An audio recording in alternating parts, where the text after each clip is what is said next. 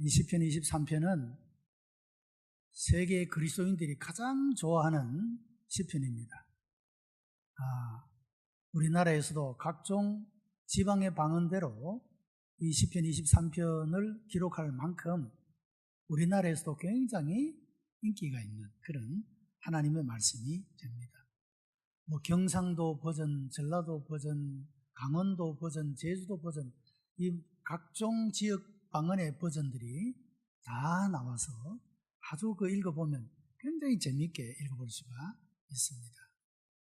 이만큼 이 시편 23편은 모든 그리스도인들에게 사랑을 받는 그런 시편이 되는 것이고, 또 그만큼 그 내용에 있어서 우리 신앙생활에 빛을 비추어 주는 그런 귀한 내용을 담고 있는 것을 볼 수가 있습니다.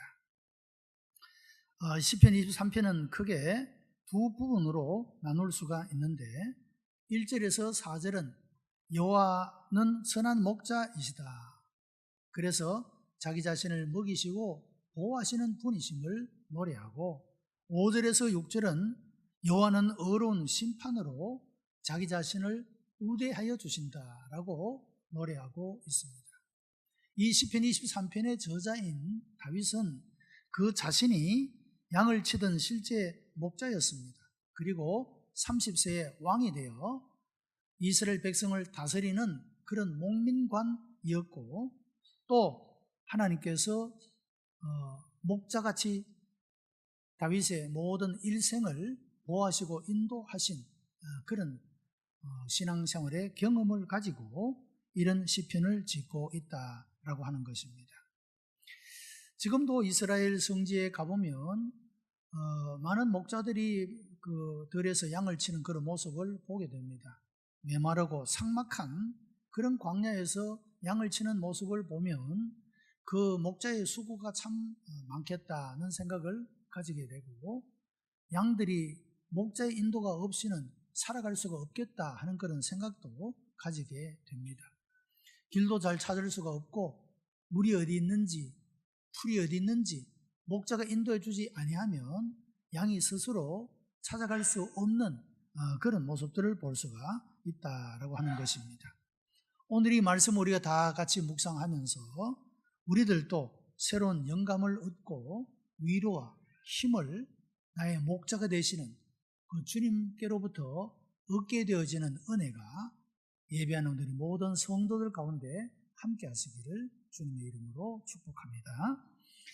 먼저 우리는 다윗의 이 고백을 통하여 체험적인 신앙의 고백을 발견하게 됩니다. 목자는 성경에서 여러 경우로 사용이 되어졌는데, 다윗과 같이 실제적으로 그가 양을 치는 목자를 지칭하는 말로 문자적으로 목자를 말하고, 두 번째는 왕이나 백성을 지칭할 때 목자라 그런 말을 했습니다.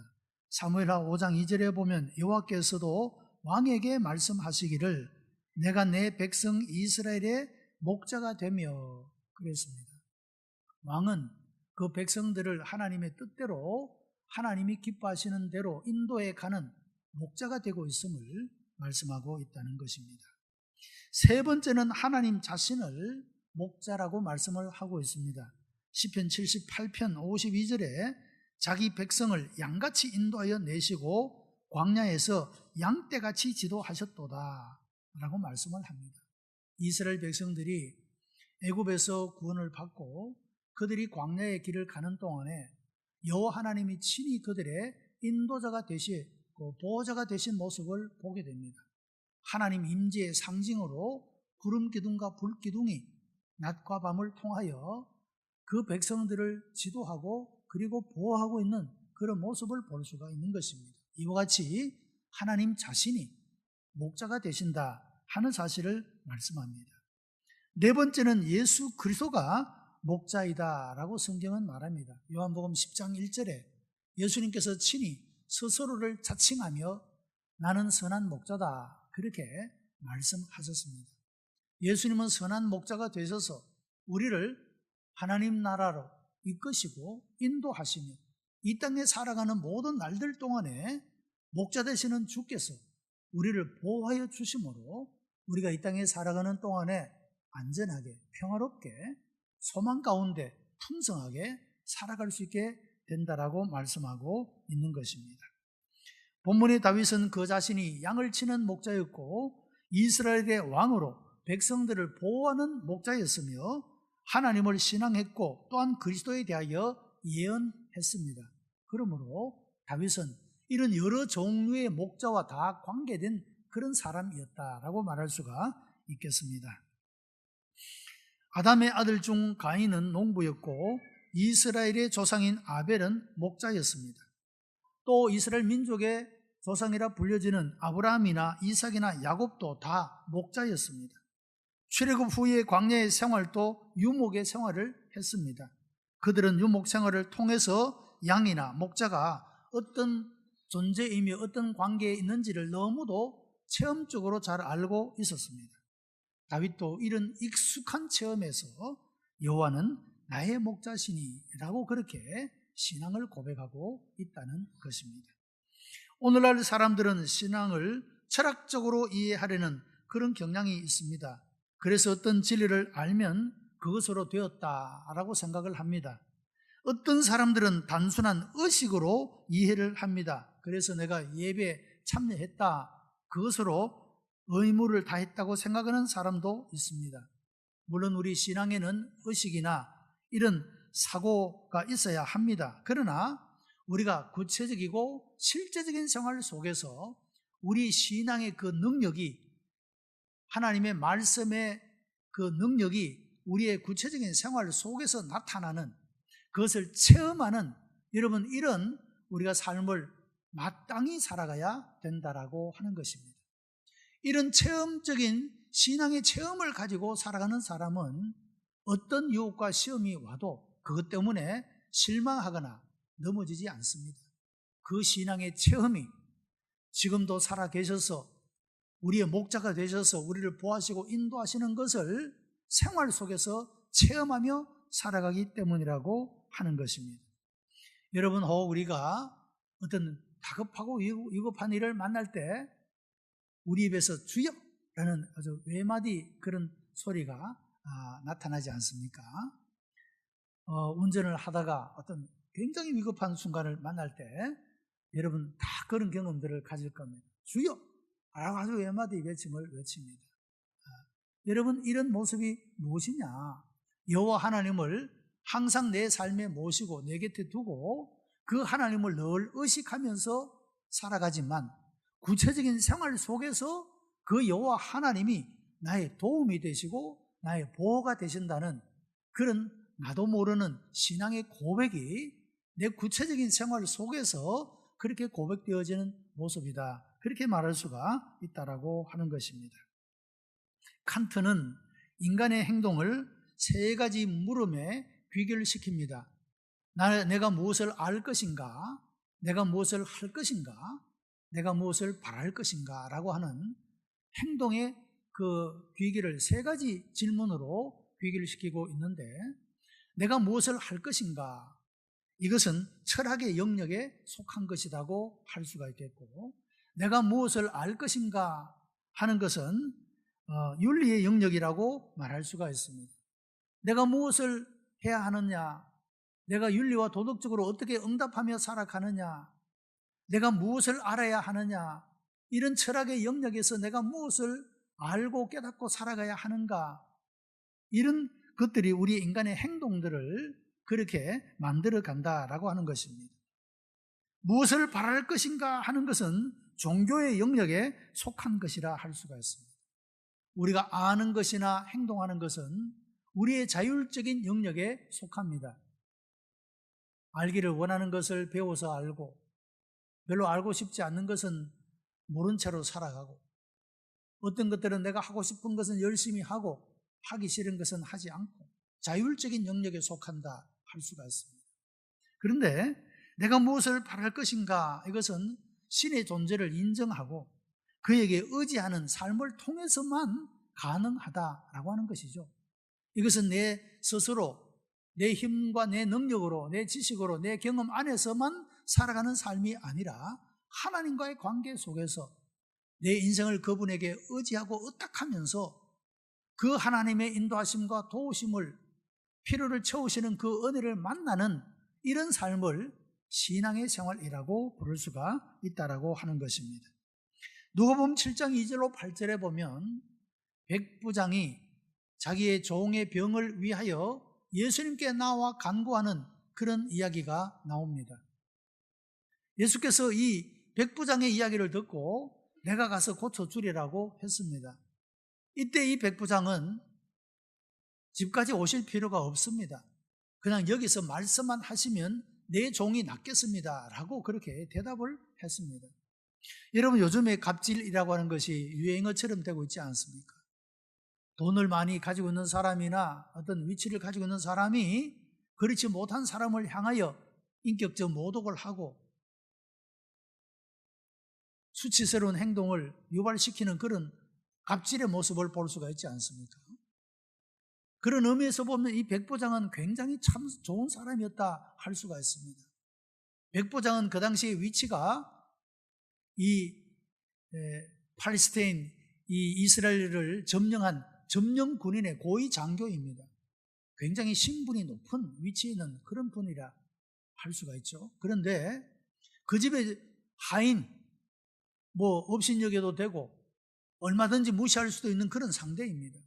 그럼에도 불구하고 그 종이 병이 들었을 때 그 종의 병을 위하여 예수님께 그 자신이 친히 나와 예수님께 간청하고 있는 이런 모습은 얼마나 그가 사람을 사랑할 줄 아는 그런 사람이었던가를 볼 수가 있고 얼마나 그가 겸손한 사람이었던가 하는 것을 알 수가 있다는 겁니다.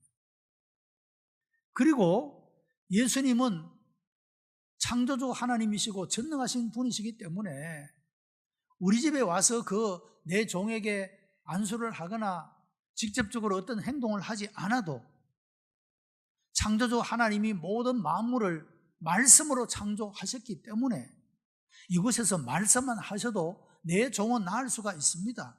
이런 신앙의 고백을 했다는 것입니다.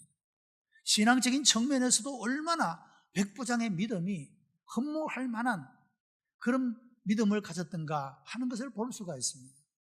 그래서 예수님께서도 이 백부장의 신앙을 칭찬하셨습니다.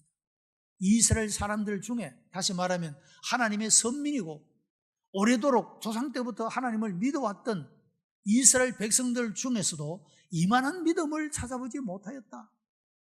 그만큼 예수님은 이 백부장의 이런 신앙을 칭찬하신 모습을 보게 되는 것입니다. 이 백부장의 신앙을 한마디로 말하면 어떤 신앙입니까?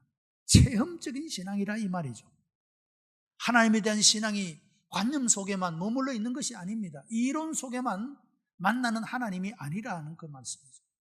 내 구체적인 생활 속에 어떤 문제가 있는데 이 문제를 해결하시고 도우시고 역사하실 분은 주님이시라는 확실한 신앙의 고백을 가지고 그것을 내 생활 속에서 그대로 고백하고 실천하고 있는, 그리고 그런 주님의 능력과 은혜를 체험하는 이런 체험적인 신앙의 사람이었던 것을 볼 수가 있다라고 하는 것입니다. 사랑하는 성도 여러분, 우리들에게도 이런 체험적인 신앙의 아름다운 은혜가 일어나게 되기를 바랍니다. 우리가 하나님의 도우심이 필요할 때, 하나님의 인도하심이 필요할 때, 하나님의 보호가 필요할 때, 여러분, 하나님은 언제나 우리와 함께 계시고 우리를 도우시는 분이십니다. 우리의 필요를 채우시는 분이십니다. 이것을 우리가 확신하고 고백을 할 뿐만 아니라 우리의 구체적인 생활 속에서, 구체적인 문제들 속에서 이런 하나님을 만나는, 하나님의 역사를 체험하는 그런 여러분들이 다 되시기를 주님의 이름으로 축복합니다. 두 번째는 하나님으로 만족하는 신앙입니다. 다윗은 여호와는 나의 목자시니 내게 부족함이 없으리로다 고백했습니다. 하나님의 인도하심과 보호하심으로 만족하다는 그런 고백입니다. 여러분, 지난 다니엘 기도회 때 많은 분들이 자기의 삶 속에 나타난 그 하나님에 대한 감정을 했습니다. 여러분, 그것이 무엇입니까? 자기가 이때까지 하나님을 알지 못할 때, 체험하지 못했을 때는 세속적인 가치를 가지고 그것이 가장 중요한 것인 줄 알고 달려갔는데 하나님을 만나고 보니 하나님을 만나는 그 이상의 가치가 없다.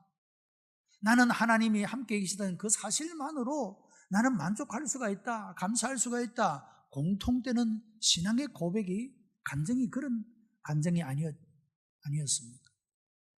여러분, 우리들에게도 이런 고백이 있게 되기를 바랍니다. 여호와 하나님이 나의 목자인데 내가 부족할 게 없다. 그런 고백이라고 하는 것이죠. 하나님이 언제나 나와 함께 계시고 내 위로자가 되시고 인도자가 되시고 보호자가 되시고 내 필요를 채워주시는 분이신데 내가 부족할 게 뭐가 있느냐 이 말이죠. 이것이 단순히 머릿속에서만 관념적으로만 외워진 그런 교리적인 신앙이 아니라 내 구체적인 생활 속에서 어떤 사건을 만날 때마다 그 하나님이 나의 도움이 되시고 구원이 되시는 것을 경험하고 그 경험에서 우러난 신앙의 고백이라고 하는 것입니다. 사람은 누구든지 하나님의 보호하심과 인도하심을 받을 때 만족할 수가 있는 것입니다. 본문에는 이런 만족의 상태가 어떤 것인가를 이렇게 설명합니다. 첫째는 음식의 만족을 말하고 있습니다. 양은요, 목자의 인도를 받을 때 푸른 초장과 쉴만한 물가로 인도함을 받기 때문에 그들은 부족할 것이 없었습니다. 목자만 있으면 목마름도 걱정하지 않아도 되고 배고픈 것도 걱정하지 않아도 되었습니다. 삭막하고 메마른 그 땅에서도 목자만 있으면 안심할 수가 있었다 그 말이죠. 목자만 있으면 걱정할 수가 없었다. 그런 고백을 말하고 있습니다. 여러분, 미국의 LA는 아주 메마른 땅입니다. 겨울에 얼마의 비가 온 후에는 비 구경을 하지 못한다고 합니다. 그래서 아주 삭막한 곳인데 이곳에 도시가 건설되면서 300리나 떨어진 콜로라도 그 강에서 물을 끌어와서 사용하게 되므로 온 도시가 푸른 녹지대를 이루고 있게 되고 미국의 제2의 도시로 많은 사람들이 사는 도시가 되었습니다. 여러분, 사람도 이와 같이 큰 역사를 이루며 사람들의 삶을 풍요롭게 할 수가 있는데 하물며 여호와 하나님이 나의 목자가 되시며 그 하나님이 내 인생의 주인이 되어 내 인생을 하나님이 경영하시면 여러분, 우리의 삶이 풍족할 수 있지 않겠습니까? 부족함이 없이 만족하다라고 고백할 수 있게 된다라고 하는 것입니다. 두 번째는 인도입니다. 내 영혼을 소생시키시고 자기 이름을 위하여 의의 길로 인도하신다고 말씀하고 있습니다. 여러분, 양은 어디에 물과 풀이 있는지 알지 못합니다. 어떤 위기가 있는지도 모릅니다. 그러므로 양에게는 목자의 인도가 절대적으로 필요하다라고 하는 것입니다. 우리 사람도 마찬가지입니다. 건강이나 경제나 언제 어떤 위기가 만날지 우리는 모릅니다. 우리 육체가 얼마나 연약하며 우리 영혼이 얼마나 빈약합니까? 그러므로 성령님의 인도하심이 절대적으로 필요한 존재라고 하는 것입니다. 여러분, 우리가 연약한 것을 자랑할 수 있는 이유는 내가 연약할 때 하나님께 절대적으로 의지하는 그런 믿음을 가지게 되고 그 믿음을 통하여 전능하신 하나님이 내 삶에 개입하게 하여 내 삶 가운데 역사해 주심으로 내 연약함 그것이 곧 강함이 될 수가 있다라고 하는 것입니다. 그래서 나의 조건은 아무런 문제가 되지 않습니다. 내 무지함도 내 연약함도 내 부족함도 아무런 문제가 되지 않습니다. 왜냐하면 하나님이 나의 목자가 되어주셔서 연약한 나를 강하게 하시고 내 모든 필요를 채우시고 내 모든 부족한 것을 무지한 것을 깨우쳐 주실 것이기 때문에 여호와 하나님이 나의 목자가 되어 있는 그 동안에는 내가 아무것도 염려하거나 부족할 것이 없다라는 그런 고백의 말씀인 것입니다. 또한 위기에서 보호를 받습니다. 양은 맹수들의 공격을 받기도 하고 또 강도들에게서 그 양을 빼앗기기도 합니다. 그러나 목자가 있으면 이런 걱정은 없습니다. 사무엘상 17장의 말씀을 보면 다윗은 목동 시절에 양을 해치는 사자와 곰을 상대로 해서 양을 보호했다, 그런 이야기가 나옵니다. 목자는 생명을 걸고 양을 해치는 이 모든 것들로부터 보호하고 있다라고 하는 것입니다.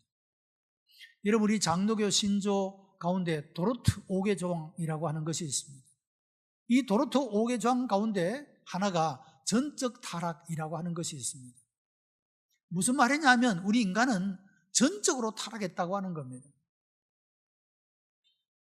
그렇기 때문에 아무도 자기 스스로의 힘으로, 자기 자신의 어떤 능력으로, 무엇으로도 자기 스스로를 구원해낼 수가 없다라는 것입니다. 전적으로 타락했기 때문에 1%의 0.0001의 힘도 내 구원을 위해서 버틸 수 없는 전적으로 타락된 존재라고 말하고 있습니다. 우리의 구원은 오직 하나님의 은혜로만 된다라고 말하고 있다는 것이죠. 여러분, 우리가 하나님의 보호하심을 받지 못하면 우리는 전적으로 타락된 존재로 결코 우리 자신을 구원해낼 수 없는 존재라고 하는 것입니다. 하나님의 보호가 절대적으로, 하나님의 은혜가 절대적으로 필요한 존재라고 말하고 있다는 것입니다. 목자가 되시는 하나님의 은혜로 구원을 받고 우리가 그 일로 인하여 만족할 수가 있다. 여러분에게도 이런 신앙의 고백이 있게 되기를 바랍니다. 여호와 하나님이 나의 목자가 되시니 나는 만족합니다.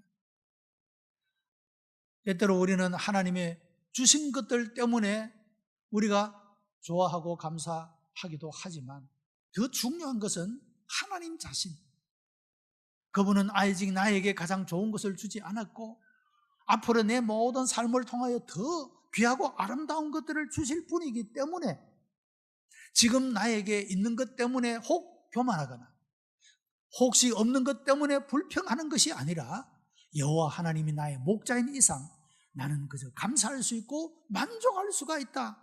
이런 신앙의 고백이 여러분 모두에게도 일어나게 되기를 바랍니다. 세 번째는 기쁘게 순종하는 신앙입니다. 양이 목자의 인도와 보호를 받는 일에는 제약들이 있습니다. 다르게 말하면 어떤 조건이 있다, 이 말씀이죠. 그것은 양이 목자의 인도를 받고 보호를 받기 위해서는 양이 목자의 곁에 있어야 합니다. 양이 목자의 음성을 듣고 따라가야 됩니다. 그렇지 않으면 목자의 보호를 받을 수도 없고 인도를 받을 수도 없게 된다, 그 말입니다. 양이 이런 목자의 보호와 인도를 받을 수 있는 그 제약들은, 조건들은 낮에는 목자 옆에서 늘 따라야 하고 밤에는 목자의 인도를 따라 우리 안에 있어야 된다는 겁니다. 여러분, 양이 목자가 부르는데도 곁에 가지 않고 자기 혼자 멀리 떨어져 있게 되면 맹수의 위협의 대상이 되는 것이죠. 우리 동물의 왕국 옛날에 보면 어떤 동물이 맹수의 표적이 됩니까? 무리와 같이 있는 것들은 괜찮아요. 그 무리를 확 공격하면 병든 것이나 약한 것이 뒤떨어지잖아요. 무리에게서 떨어지잖아요. 바로 그 대상이 표적이 되는 것을 볼 수가 있습니다. 여러분, 양이 목자 곁에 있는 동안에는 온전한 보호를 받게 되는 겁니다. 목자의 음성을 듣지 않고 목자를 멀리 떠나서 자기 혼자 마음대로 돌아다니니까 위험이 생기게 되는 것이죠. 이것이 양이 가진 제약이다. 양이 목자의 보호와 인도함을 받을 수 있는 조건들이다. 그렇게 표현할 수가 있습니다. 양은 스스로 길을 찾지 못합니다. 나약합니다. 양이 살 길은 오직 목자를 따라가는 것밖에 없다, 이 말입니다. 그리고 이 모든 것들을 억지가 아니라 기쁨으로 순종할 때 그런 인도와 보호를 받는 존재가 될 수가 있습니다. 여러분, 사람도 마찬가지입니다. 우리 영혼이, 우리 육체가 얼마나 연약합니까? 성경이 비유하기를 질그릇과 같은 존재라고 말했습니다. 여러분, 질그릇은 조금만 부딪혀도 깨어져 버리고 맙니다. 우리 육체가 그런 것이 아닙니까? 특히 연세가 드신 분들은 여러분 걸어 다니시다가 넘어지시는 것 조심해야 됩니다. 넘어지시면 젊은 사람과 달라서 그 뼈가 온전하지 못하게 됩니다. 그래서 조심조심 걸어야 됩니다. 조그만한 턱도 무시하지 말고 조심해서 다녀야 되지 않습니까?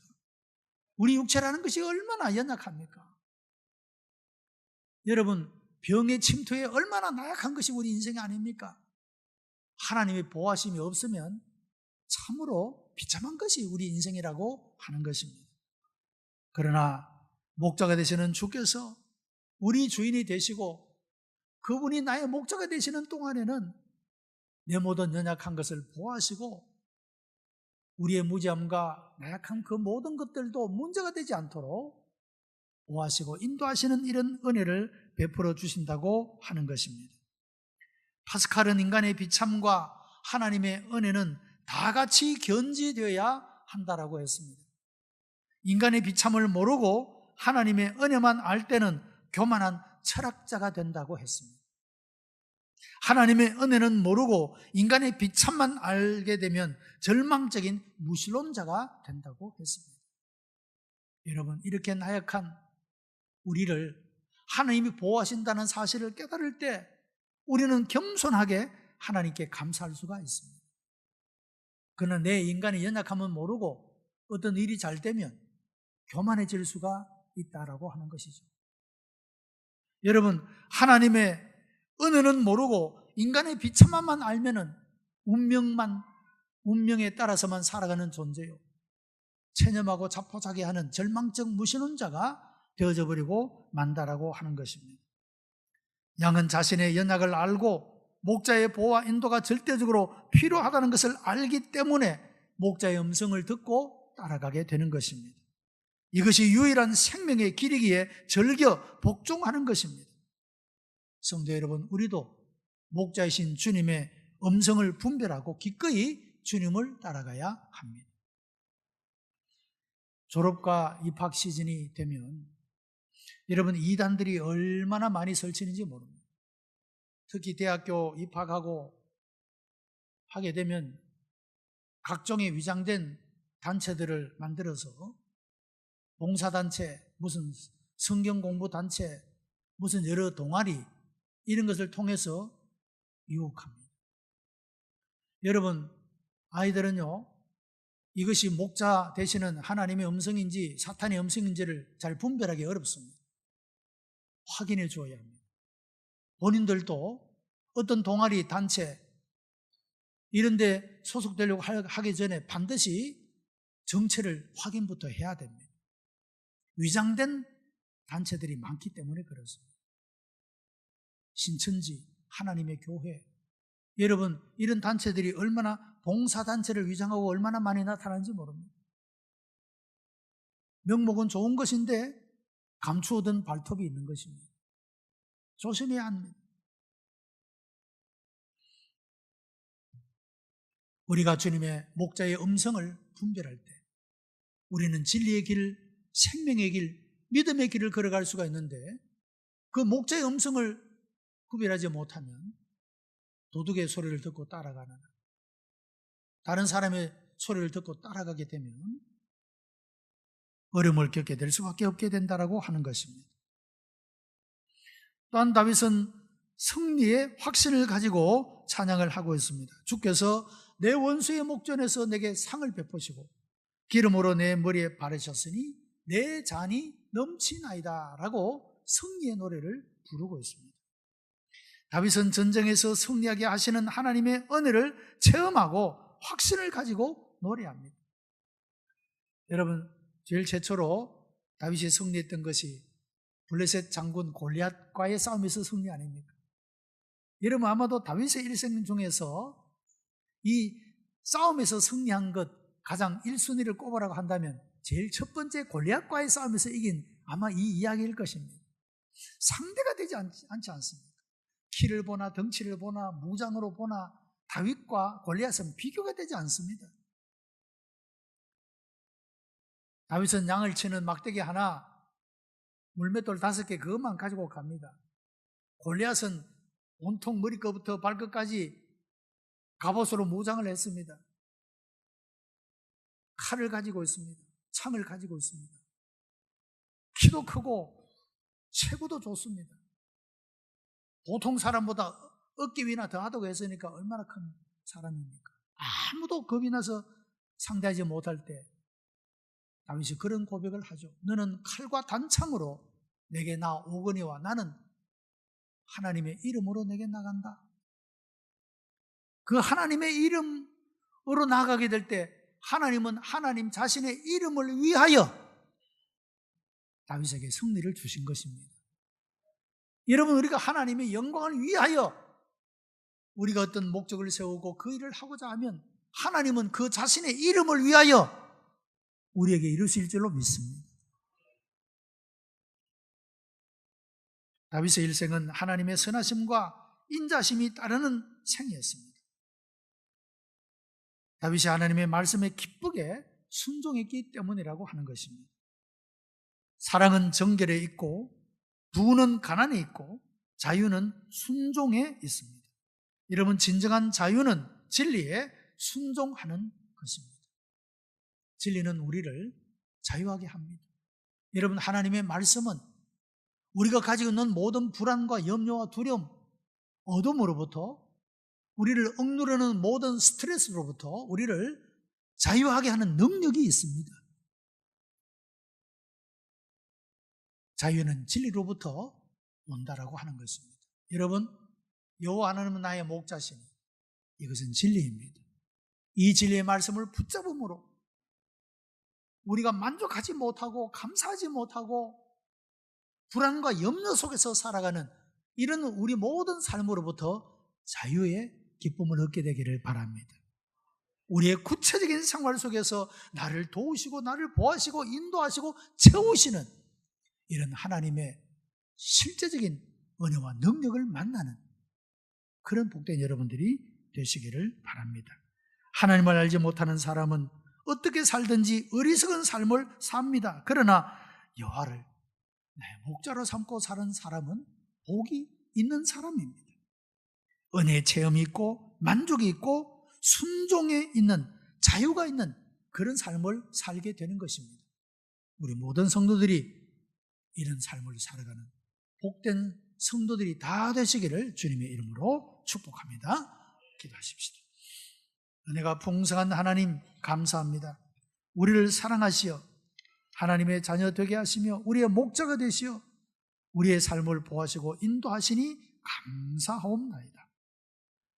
내가 하나님을 기억하지 못할 때에도 주님은 나를 기억하시고 내가 주님을 외면하고 살아갈 때도 주님은 나에게 관심하시고 이와 같이 역사해 주시니 감사하옵나이다. 아버지 하나님, 이와 같은 확신을 가지고 이와 같은 믿음으로 날마다의 삶을 나의 목자로 삼고 만족하며 감사하며 살아가는 하나님의 백성이 다 되게 역사해 주시옵소서. 예수 그리스도의 이름으로 기도드리옵나이다. 아멘.